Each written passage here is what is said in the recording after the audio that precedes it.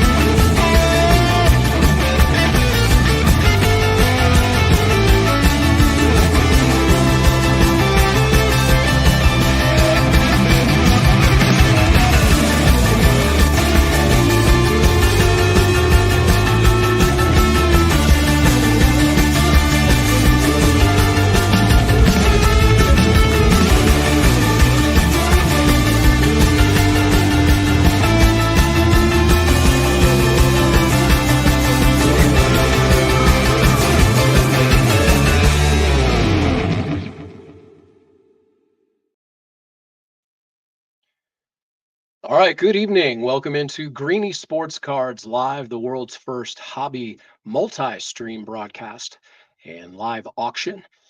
We thank you for joining us, as many of you have done and continue to do week over week on any of the platforms which you are watching this stream.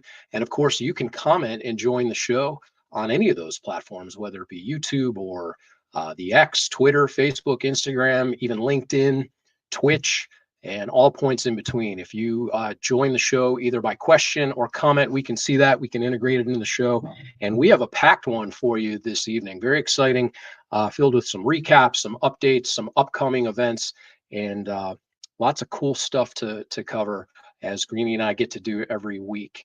As far as the live auction goes, make sure you stay tuned and tune back in at 9 p.m. with Alex Schott, our auctioneer extraordinaire, who has a number of cards at the ready.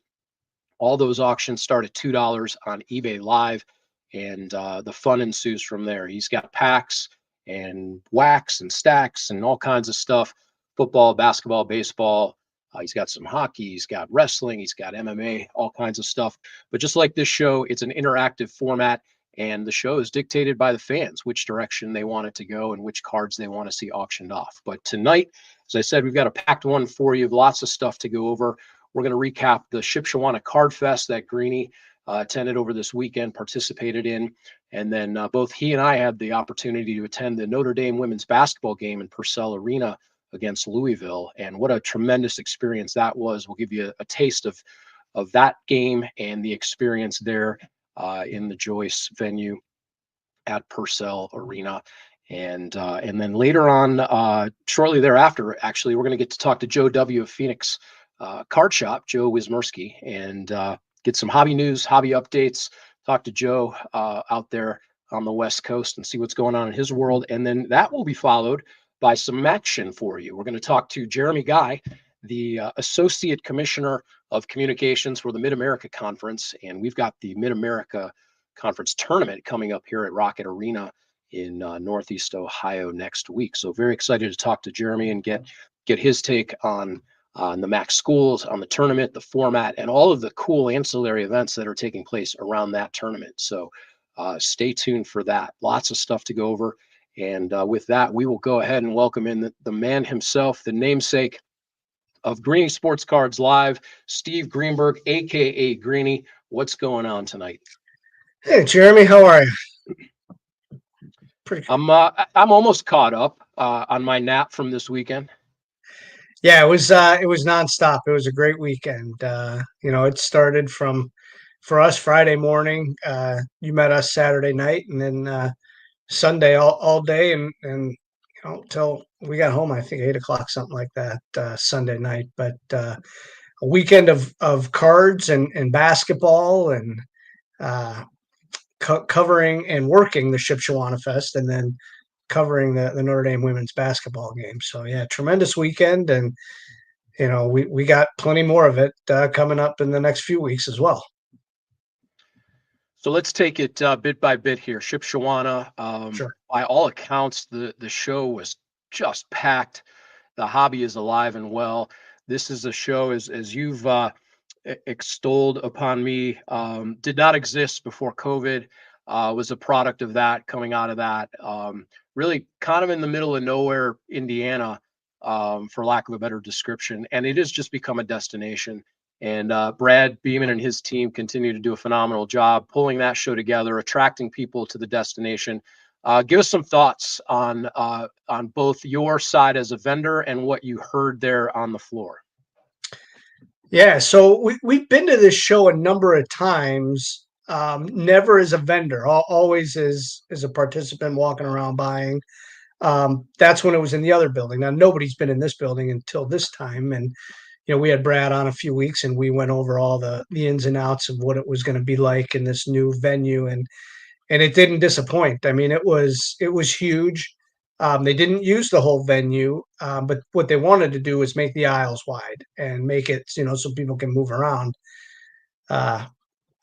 When you bring that many people, it doesn't matter how big your aisles are, Jeremy. I mean, it was still wall to wall people, and that is better than anybody. But they did a terrific job just bringing in more vendors, which obviously brings in more customers. The concession stand, I'm going to tell you something, was probably the best concession stand food I've had. They had a sausage breakfast sandwich. It was out of this world. And their pretzels, their soft pretzels were made right there. I told someone it's the best pretzel I ever had, and someone's like, dude, I said the same thing. Food notwithstanding, the card show was awesome. There was a ton of people, as you can see by these pictures. It was a tremendous atmosphere. People were buying and selling. We actually made a couple trades, and we don't normally do that, but the deals were there. Everybody was cordial. They funneled people in and out, and to my knowledge, it went pretty smoothly. So, and that's it. Listen, this wasn't a show that we produced, so to us it was seamless. To Brad and the guys there, I don't know. I haven't had a chance to talk to them. I'm sure, just like we have at our shows, there's hiccups, but if everybody doesn't know about it, they didn't happen. That's right. As a show producer, it feels like that duck just paddling furiously under the water. If you're doing your job as a producer, the experience should be seamless. And that's right. To the customer, it is easy, and it's simple to get in and out and experience the event. But no doubt there's always challenges. And when you have that many stakeholders, be it attendees, exhibitors, sponsors, participants, the city itself, you've got a lot of people that want those things to go off well. So that was pretty awesome to see that the card industry continues to thrive. The events continue to thrive. There's no shortage of them coming up for Greenie Sports Cards as we continue to talk about. And let's cap off the weekend. You and I had a chance to attend the Notre Dame women's basketball game against Louisville. Notre Dame is now the number 3 team in the country. They were number 1, preceding 2 surprising losses heading into the last game of the season. Coming out of this game, they are co-champs of the ACC, but we attended the Purcell Pavilion at Joyce Center on Notre Dame campus, and what an amazing experience, Greenie. We're going to give people a taste of it, but it's really hard to explain the fervor of women's basketball, and in particular basketball in Indiana, until you experience it firsthand. So let's give everybody a taste of it, and we'll come back and talk on the other side.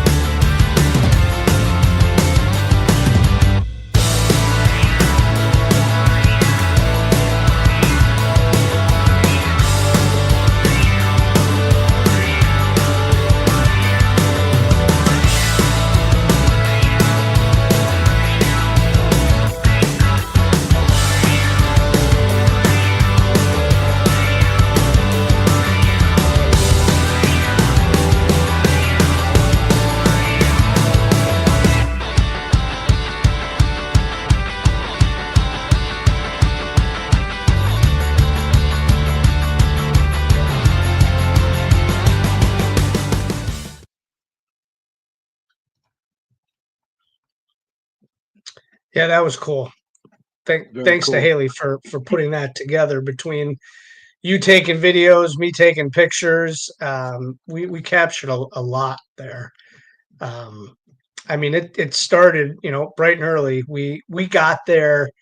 I don't know. I think about 10 o'clock, roughly quarter to 10, and we could get in the arena at 10 o'clock. And the women's college game day was there, and we saw the bus outside, and we were able to walk in, and we thankful, and we you can't take this for granted, and I know we don't because it doesn't happen often, but we were fortunate enough to get media credentials, so we were able to get down low and get some good footage of the college game day atmosphere and some of the players warming up, and we didn't video, but we had a chance to talk to Sean Stiers, who's the play-by-play voice of Notre Dame. So it was really cool. And while we were talking to him, he's like, "Hey guys, I gotta go because here comes Coach Ivy." Walked right by us to be interviewed by Sean for the pregame show. So just a very, very fun atmosphere, arena, game, everything about that is just really cool. It is really cool. And fortunately, we were able to witness a 72-59 victory, which changes the attitude as well. Certainly, we attended the post-game conference. We have that footage as well, which we'll share at another point. But we were able to engage in that opportunity and got a follow-up question into Hannah Hildago, who was one of the players of the game, along with Liza Carlin. It was the atmosphere is electric. We certainly in these parts we are tremendous fans and supporter of Cleveland State basketball, the MAC teams as well. We've got a number of them between Kent State and Ball State and Akron, and a number of those teams that we continue to support.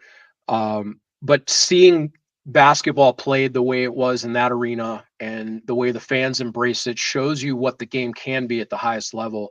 And it's incredible. The quality of play is phenomenal. The atmosphere is electric. It's about 9,000 people, Greenie, in that space. And, when you get Notre Dame playing, their fight song and all the history and components that go into that. The football team was honored in between one of the quarters. We got to see that. We kept our Ohio State allegiance down low at that. You ran into Marcus Freeman, Coach Freeman, at one point. Got a fist bump in. It really is amazing. And the one thing I wanted to comment on as well is I've been fortunate to be in a lot of venues, in a lot of arenas. This is one of the finest venues I've ever seen. It's a first class place. You could feel the history in it, but it is very well cared for. The attention to detail, the signage, the cleanliness. It's just an impressive place, and so it was very cool to be a part of that, and very cool to be with you this weekend and take all that in. What's interesting too, you mentioned how well they take care of that building. There's a staff member, every 10, 15 feet. I mean, they are on it. They tell you exactly what you need to know, where to go, how to get there, where your seats are, to us, point us in the direction to where, there's a media room where we're able to put our stuff down. And if we were to bring laptops up, I mean, we can plug in and do that. But then, we had assigned seating where our seats were. And I mean, there's no shortage of friendliness, at that arena, which is just, it's kind of remarkable because, like I said, we've been to a lot of arenas. I've been to a lot of arenas where I have no idea where I'm going and I can't find anybody to tell me where to go. And those things, while most people just don't even notice them, that's something that we notice. So yeah, I mean, that was terrific. Again, the game was awesome. There was a picture of me in that video that Haley made standing in front of the Austin car section. That's the second time I've been in the arena. The first time I ever ran into that, and he has a whole concourse named after him. Yeah, he the does. Austin car concourse, and while we know him as Mr. Cavalier, who's a really good player at Notre Dame, so much so I mean I think he was a top 5 pick of the Cavs, maybe even closer to number 1. But I don't think he was the number one pick, but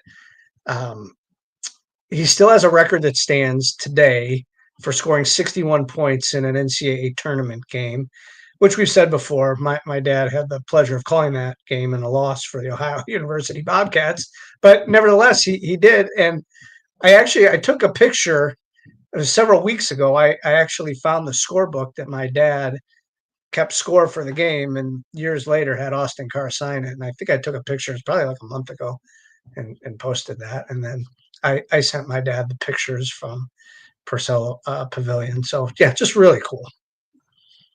It was really cool. And like I said, we have plenty of other footage. There's a whole hallway in the pavilion outside of the seating area with each of their sports teams that has the history of it. There was some more Austin Carr stuff there commemorating the 61 points, his uniform. But then every sport from lacrosse to baseball to cross country at Notre Dame has its own section. There's a Heisman section. There's a All-American section. You could just feel the history in that building. So our thanks go out to Ashton as well from Notre Dame for supporting Greenie Sports Cards and the team themselves. You said it, Greenie. It's not hard to root for nice people and good people. And the ladies on the Fighting Irish basketball team, one after the other, just great kids, great student athletes, and we'll continue to build that relationship and support their team. So we actually talked about this together when we were walking around the arena. And I mentioned it in the post that I made, but I just wanted to make sure we said it. If it wasn't for our friend Sean Crawford, we would never have this opportunity. I mean, he introduced us to Notre Dame women's basketball. It was a year ago Sunday, actually. So, with Sean's help, we were able to do that event last year with the basketball team, the prep rally, and then, subsequently we've enjoyed following the team and covering them, which is actually what we've done. I mean, when I went to the UConn game, I wrote an article, we took a video, we did that yesterday or Sunday. Went to the press conference, you asked a question. So, I mean, we did cover it. We were media representatives when we went there. And again, I just wanted to thank Sean for helping us get to where we got, this past weekend. Absolutely. And there it is, Varsity House. Sean, you could check him out. Number 20 from the Notre Dame, former captain on the football team there. So our thanks to Sean, to Ashton, again, to Haley for pulling that video together. And as I said, we got a packed show tonight. We want to keep it moving and go ahead and welcome in the man in the street, the man in the hobby, our friend at Phoenix Sports Cards. Let's go ahead and welcome Joe Wismerski back to the show and hear what's going on in the hobby. Yeah, you guys are speaking of good people, so I'm glad you decided to segue into me. So That's right. I appreciate that. Hobby is thriving and booming like never before, or it's starting to creep back up to maybe Pokemon's starting to get to where COVID was, but the hobby's pretty steady. We're excited about baseball. Spring training's here. It's in full swing. Some of the top products that are coming out this week. This is more of a football heavy week. We have Panini Obsidian Football, which you can get great cards like the Obsidian Color Blast. You can also get the white Contras. There's typically 2 autos in a box. It's a single pack product, but they're a little thicker stock cards. Super nice finish on those. So look for that this week in hobby stores. Also, Upper Deck Series 2. So if you're looking for more rookies out of hockey that didn't necessarily have a Young Guns card in Series 1, Series 2 is going to be definitely the product that you need to get your hands on this week. So who would be in Series 2, Joe? Because the main guy was in Series 1, right? I believe Celebrini, yeah. Yeah. So, Okay. I mean, you're still getting a lot of athletes that have a last name of alphabet soup. A lot of European guys in there. So Sure. there isn't necessarily one that's sticking out right now. But this could be a class that it is super deep. So you're going to hear more about these guys in the next 2 to 3 years to come. So Sure. this is going to be one of those times that you're going to say, hey, I wish I would have bought a box back when it was under X amount of dollars compared to what it is now. where a lot of people, Connor McDavid had a ton of hype when he came out, but those boxes are astronomical now if you try to go back and get one of his potential Young Guns cards. So hockey doesn't have a lot of stuff that's come out so far this year, but it is, it's the equivalent of a top series 1 or top series 2 type paper product. So there are a ton of inserts, but what you're really looking for is the Young Guns and then the That's right. Young Gun canvas cards. So cards that had Young Guns in their first series, they might have what's called the canvas card. So it just has a different finish on the card.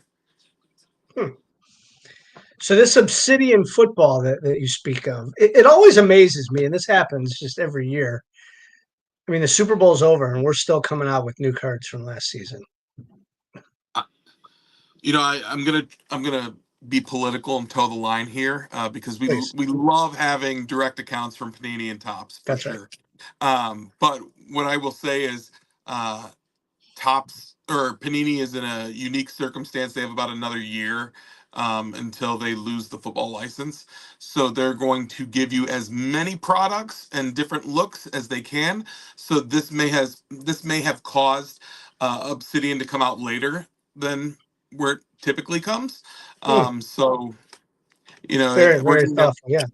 we're getting it later, but also with what the NFL's trying to do is they're trying to make their season year round. Although games don't go year round, we're still talking about the combine that just got over. We're talking about free agency, the league new year that comes fold. I mean, Devontae Adams just got released today. Um, Didn't see and that. that's making all the news. So uh, the NFL does a great job to keep themselves front and center with the news. And what you're showing right there, that's a color blast. That's a very sought after card. Panini, they doubled down on the color blast because it's a card parallel that's offered in both Prism and Obsidian. The difference is going to be the background. So in Prism, the background is all white, and then in Obsidian, it's a black color blast. Interesting. Yeah. The color blasts are what we call case hits in the hobby, Joe, and that's really all the hype right now. Case hits and the so-called hard to find cards. In Shipshewana, we sold every one of the case hits we had. We had the zooms and we had some downtowns, and I mean that's all the rage. Is that what you guys see as well? Yeah, I know. I know a couple other guys that are big in the hobby were talking about this past week, and they were talking about how the downtowns, the uh, the color blast, and then also the kabooms are some of the most sought after. And what's going to happen when Topps does take over? Because Topps has tried to kind of get themselves in to that same case hit situation, and they've done a lot of cool things with baseball. But with football, they want to have like the stained glass. They want to have these different type of things. They have I believe it's like a color wheel, I think it's called, instead of the color blast. They have the home field advantage card, which kind of gives the Hmm. appearance of what a downtown looks like. So they're trying to put their own spin on it, but they do recognize that there does need to be a need for those case hits. And I mean, the case hits they're super limited. Aside from, I think last year when they did the run of Donruss that came with first off the line, where every box had a downtown in it. It's pretty rare to come across. I know that was one of the big hits we had this past week in the shop. So last Friday, we had a dual downtown. It was Roma Dunze and DJ Moore, and it was a gold to 10. So Okay, that's a huge card. Huge that's card. right. Joe, Speaking of, I was going to say that segued into my next question, which you might have answered. The favorite part I get to ask you week over week is, what's the most interesting thing that walked in or out of the shop this week? You know, so we do a couple of shows a year, and we're always like making sure that we have good product out there for the customers that walk in, but then we're also trying to make sure that we have show cards, so it never fails. Like, we're leading up into shows. We have two shows that are coming up here in the next 3 weeks, and we had a Puka Nakua National Treasures RPA that walked through the door, and we made an offer, and they thought that was fair, and now we have it. Hmm. That's a big card. And now with Cooper Kupp moving on from the Rams, potentially that makes him the number one. And I mean, those are big cards. Anytime you get a true RPA to 99 out of National Treasures, and then the cherry on top is that he's a great player. So I was going to kind of ask something like that, not really what walked in, but what did you see other than that downtown, or was that had to have been the biggest hit of the week, or maybe it wasn't? Was there something better? No, that was definitely the biggest hit of the week. We did have a customer come in and rip majority of a case of the X-Men Finest 97. I wanted to ask. Yeah. Yeah. 'Cause- So that's a tough rip, right? One auto per case. So it was a Magneto, the voice actor.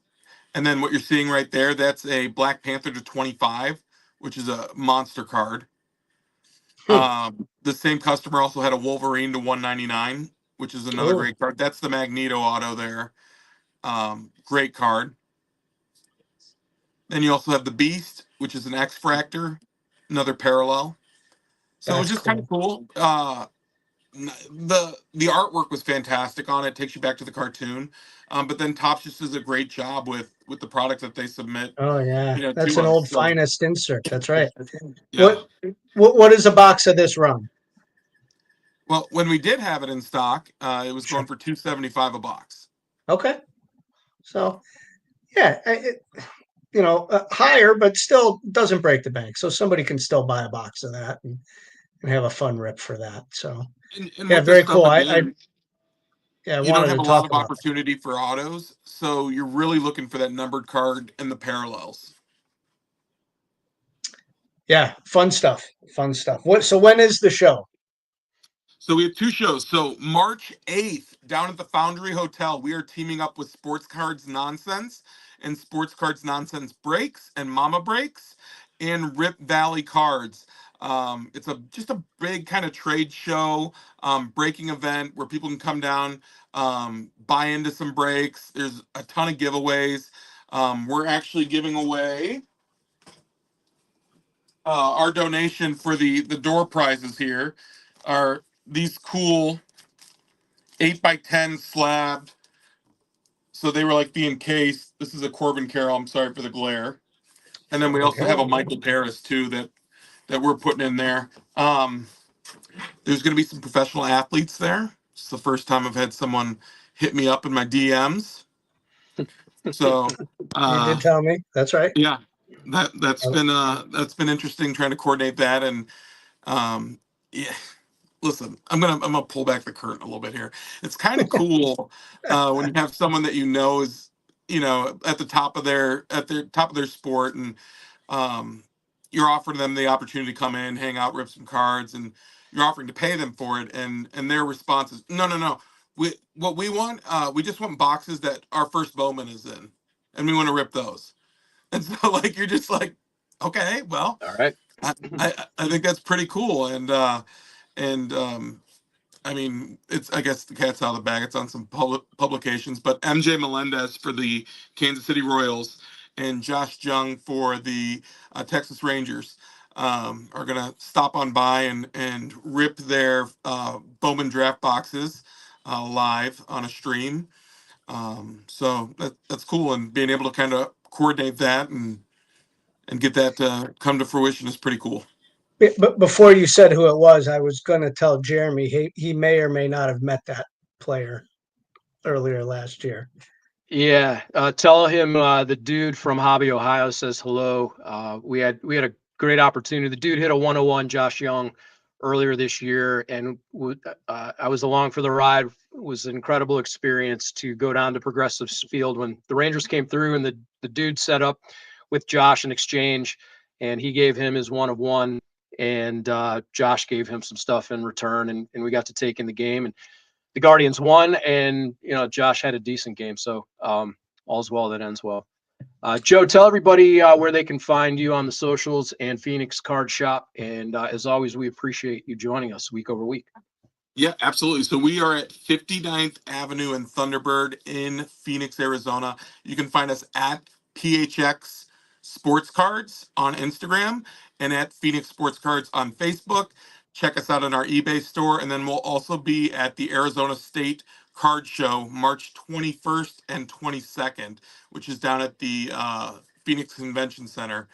And then, real quick, Jeremy, while I have you here, do you know what happens with redemptions when they don't get redeemed or an athlete doesn't sign them? So Jeremy I have doesn't no know the idea. answer to that. Okay, Yeah, well, that's great. So, pray tell. um, so I had a card that I had opened from a box in 2018, and I submitted my redemption to a company, Panini, and it was for a Travis Kelce autograph to 25. Well, sometimes the athletes don't sign the cards, and then Panini's on the hook for it. So they send you, well, they put you on a list for 5 years. They're hoping that it comes in. And when it doesn't happen, they feel like your patience pays off, so they need to do something. So they they reward you with what's called a white box. Now, if you go to the national and you take your redemption, you can turn redemptions in, and if it's a card that's worth enough, you can get what's called a black box. I think they're basically the same, just one's offered at the national, and then one Right. is waiting patiently. So after 5 years, I sat waiting for the UPS man yesterday to come because you have to sign for these. And Panini, because I was patient, they sent me two All Hmm. for right. the one card. So you're guaranteed a 101. And the first one I opened was a Nico Collins rated rookie autograph 101. Mm-hmm. Nice card. Very nice. And then they probably wanted to keep it in the same position group, so then they sent me also a Rob Gronkowski. Uh, it is the signature moment, signature ink 101. Terrific card. So Very cool. that's So you something got your tight cool. end, not the one you were supposed to get. Right. Arguably I'm a one of better the one. Ohio Suns. There you go. I All think right, you Joe, did all thanks right. for joining us this week, and keep up the We'll great catch. work. Thanks, All Joe. right. Thanks, guys. See ya. All right. Our thanks to Joe Wismerski out at Phoenix Card Shop. Make sure you follow him, and if you're in the area, check out the shop. Greenie, we're going to welcome in just a bit here the Associate Commissioner of the Mid-American Conference, Jeremy Guy. We're stocked up on Jeremy's tonight on Greenie Sports Cards Live.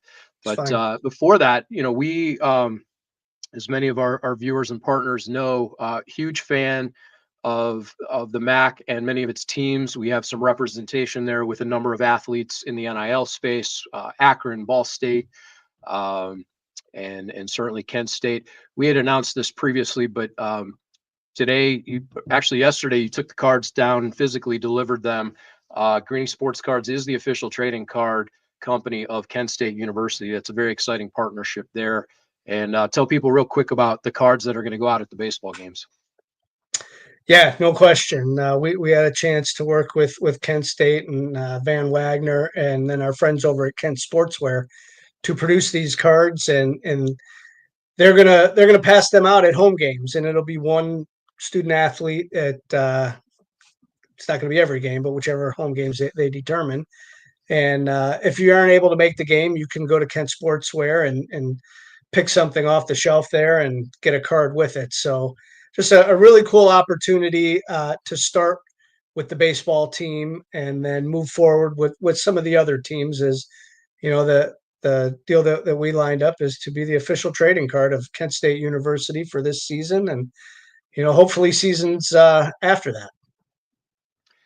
Very exciting stuff. Part of the Mid-American Conference, which is a great segue into what's going on this coming week, the 2025 MAC tournament at Rocket Arena, which is actually celebrating its 25th anniversary. The top 8 teams from the men's and women's side will come to Cleveland in the single elimination tournament. Television coverage on ESPN Plus, CBS Sports Network, and ESPN2 over there at the newly renamed Rocket Arena. The women's quarterfinals start on March 12th, the men on the 13th, and it will continue through the weekend. We've got all kinds of special events tied into that we'll get to talk to Jeremy about, including the Mac Block Party and the Wednesdays for women. Really cool stuff. And with that, we'll go ahead and welcome in the Associate Commissioner of the Mid-American Conference, Jeremy Guy. Hey guys, how you doing? Doing well. We are excited for next week. Yeah, it's going to be a great week. Jeremy, like you said, 25 years at a single venue is pretty incredible, especially a venue as nice as Rocket Arena. And we're really excited. That's been our home these last 25 years. Great people, great partnership, and busy week. Always a busy week, but a fun week. So can't wait to get over there and see what plays out, see what teams we send to the NCAA tournament.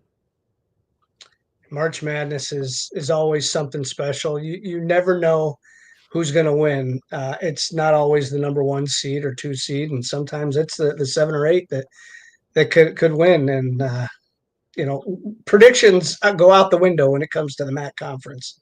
Oh yeah, you can't do it. Our team is so equal. All the student athletes that you really don't know. I mean, Akron on the men's side, Akron's only lost 1 regular season game this year, but that really means nothing when you come to the MAC tournament. And it's the season is new. When you get to that tournament, doesn't really matter what you did at the regular season.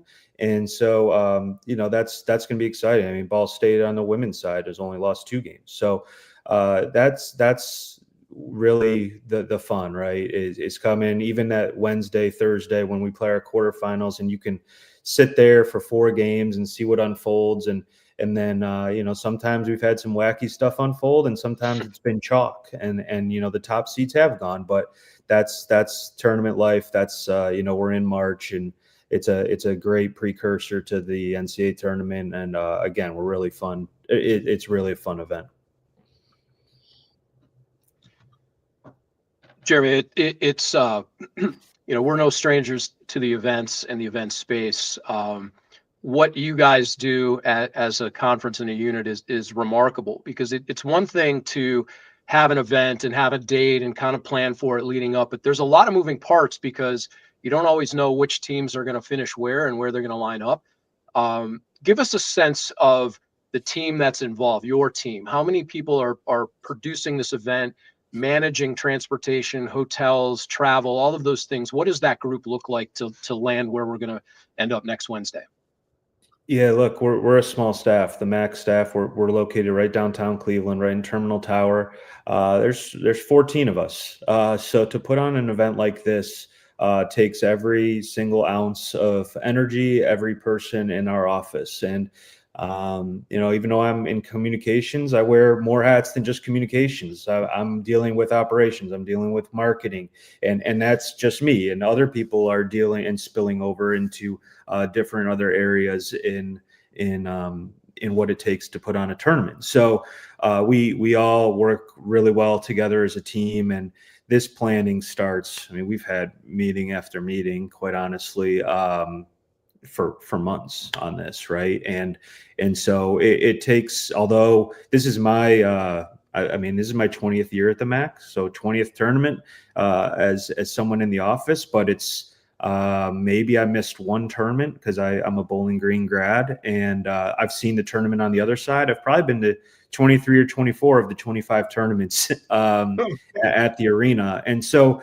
you see it from one side as a fan, but you don't think about all that work that you just mentioned, the transportation, the getting the teams in, the signage that they're going to see to make sure that this is a fantastic experience for the student athletes, for the coaches, for the fans. And we, from game presentation up on the video board to making sure that our teams are cared for and have the best experience possible is really what we've been working for all these months.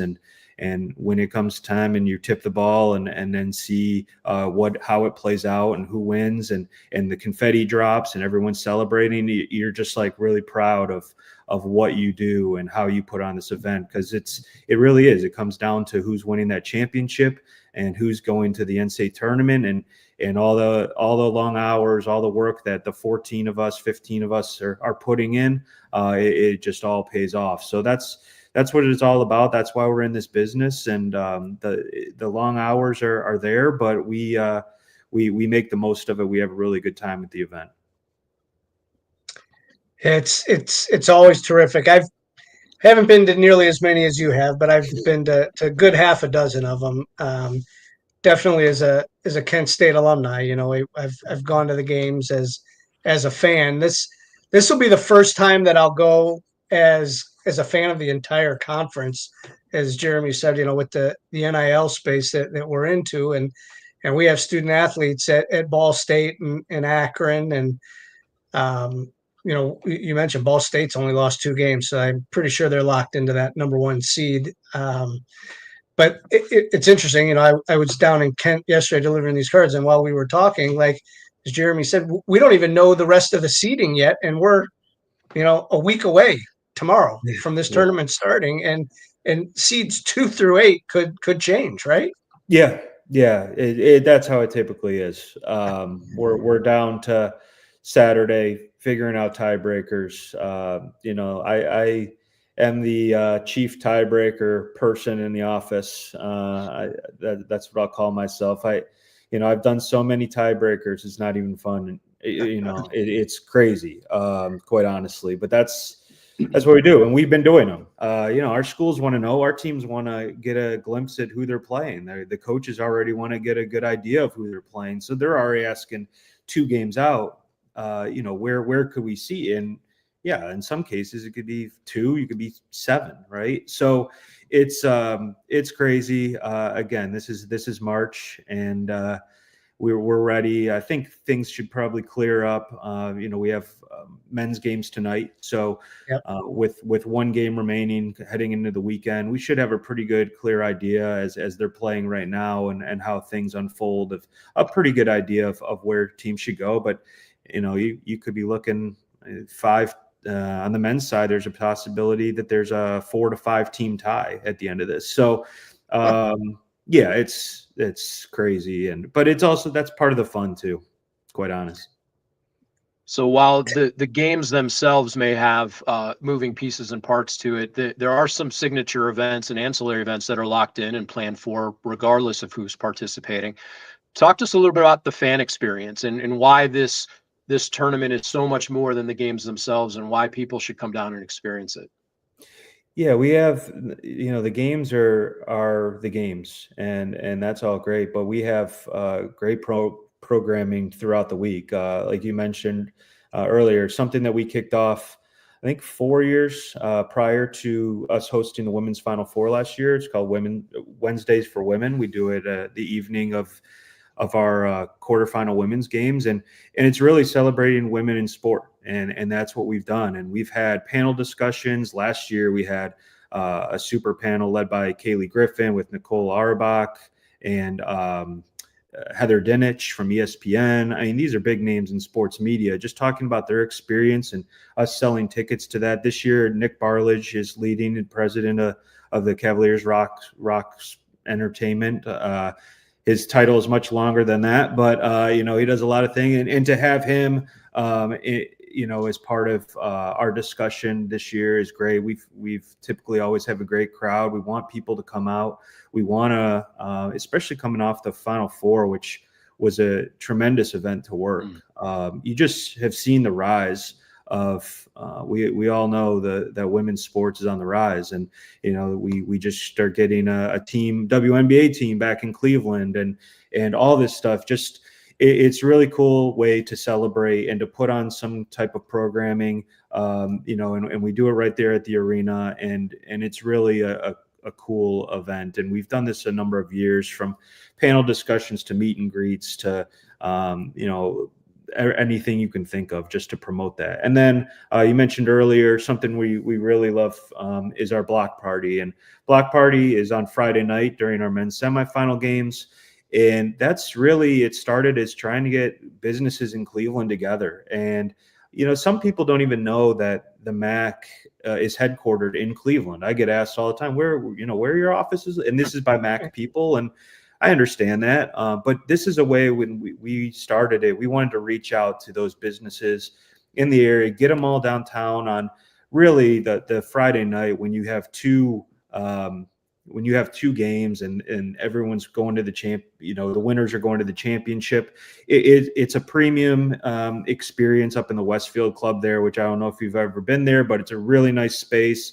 We have the bar, we have the food, we have raffle items, and it's really to get those people there. But we sell tickets to anyone. It's not just businesses in Cleveland. That's kind of how we started out. But that's a ticket that anyone can buy and just have a upgraded experience of the game. And if you're used to sitting in typical seats or in the bowl, and maybe at the Cavs games you can't get to the Westfield Club, maybe you can't afford getting to the West. It's a cool place to just go and take in a game just as an experience. So an event that we really love and we really get behind, and getting those businesses and the public that want to come in, and MAC alums and everything, that's why we do it. And it's really grown and continues to grow. And another aspect of, hey, maybe you're coming Thursday's men's games and you want to sit in the lower bowl. Maybe you want to come Friday and check out a different way. And maybe you're coming back if your team is advancing on Saturday to check out the championship again. So, we try to do these things around the tournament to just bolster the programming and give someone else a different experience.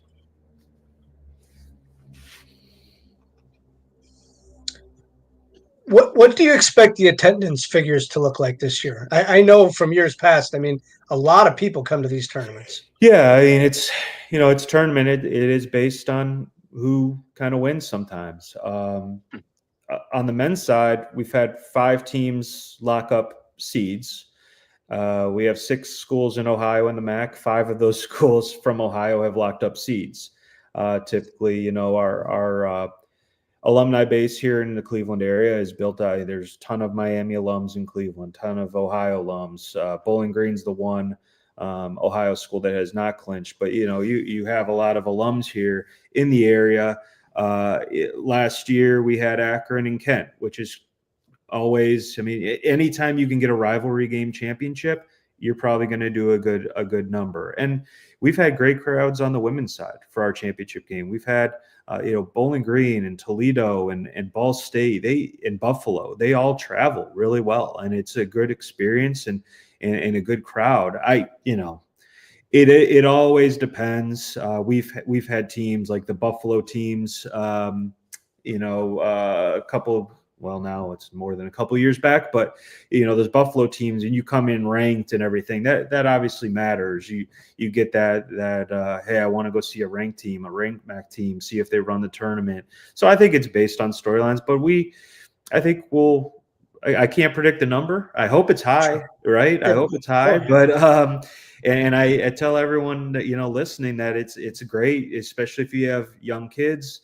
Especially if everyone that from young kids to if you're in college to if you're an alum, it's college basketball is the best, and it really there's no reason for a tournament like this at a high level people shouldn't come out and watch. It's a great way to get out of the office and go watch basketball for. Yeah, that Wednesday and Thursday with 4 girls games on Wednesday, 4 guys games on Thursday. If you're a basketball enthusiast, that is terrific. And it's good basketball. So yeah, it was almost like kind of a rhetorical, how many people are going to come? The answer is there's going to be a ton of people, and history shows that.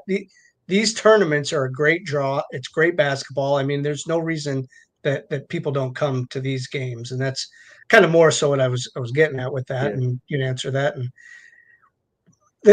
here's a question I wanted to follow up with. When do we get to the NCAA and make this a 2-bid league? Because there's a lot of times that 2 teams from this league deserves to make that field of 68.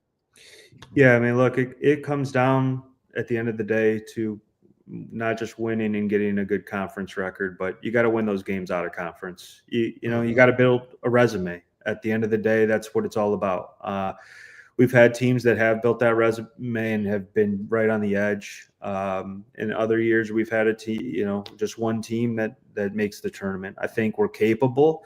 This league, this area, basketball area, Ohio, Michigan. I mean, this region is pretty rich in basketball, and so I think it can be done. And those years, right, that Buffalo did win our tournament and they were ranked. If they get upset, then in our tournament, then you're getting two teams, because they did what it took on the front end to set themselves up for a berth, in the tournament. So that kind of stuff. I'd rather. I mean, I want two teams, but I like winning games in the NCAA tournament. I mean, Sure. when you get your conference in there and you see some of the other smaller conferences and they pull those upsets. I mean, that's what makes March Madness so fun, right? I mean, that's the Cinderella stories are what everyone talks about. And we've been lucky enough the last few years to get some wins in the NCAA tournament, and that's really cool too. So it's one of those things. It's kind of a big debate, actually. Would you rather two teams? Would you rather a team that wins 2-3 games? So, but I'd like to have both. Yeah, sure. So with over 2 decades of action in your view now, what are some of the signature moments that stick out for you over the years, both personally and professionally? When you think about the MAC tournament, what comes to mind? Oh, just MAC tournament wise. Well, yeah, we've had some great games actually. Right now on our social media accounts, we're sharing moments, since this is, like you mentioned, our 25th year in Cleveland. We've had some moments. Doug Penno from Miami hit a game winner. I think that was 2007 for Miami, buzzer beater. We had to check the clock over and over to see if he got the ball. Leon Williams from Ohio.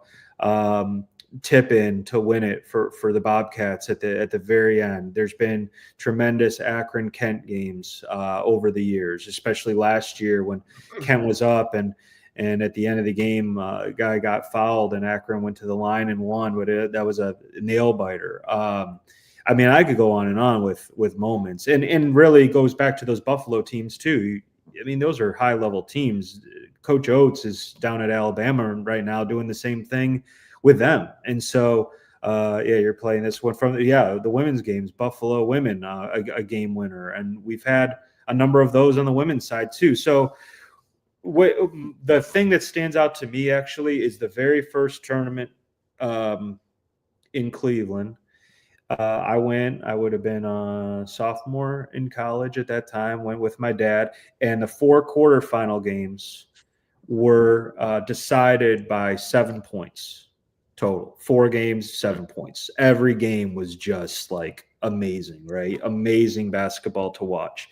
And that's something that really, as a fan, you're sitting there like, taking the day and every game just down to the wire. And that's what it's all about. So that's something that obviously sticks out too. But these days, just putting on the event, I've long gotten out of the way of, who wins. Obviously, I'm in the conference office. Doesn't matter to me who wins. I want to put on a successful tournament with my team. And we want to win every year. We want to knock this event out of the park. Like I mentioned earlier, we want to make it a great experience for our fans, for our student athletes, for our coaches, for our administrators. And we want to do everything the right way so that people always want to come back. And that's what really, when you do this and maybe you do something new and you're trying this, or the 2 events that I mentioned, those haven't been around forever. You launch these events, they go well. That kind of stuff is really cool. So that's what I really am excited about these days. It's just that week, again, long hours, but putting it on and doing it right is we walk away just really happy with the job we do. And that's, you create your own memories that way as well. That's right. You prepare all year for that, 4 or 5 days. And yeah, no doubt. And yeah, and we were talking about it earlier with the card shows. Us as fans, it'll seem seamless. Something will happen that none of us will know about. You'll know about it, Right. But as long as the fans don't know, it didn't happen. Right.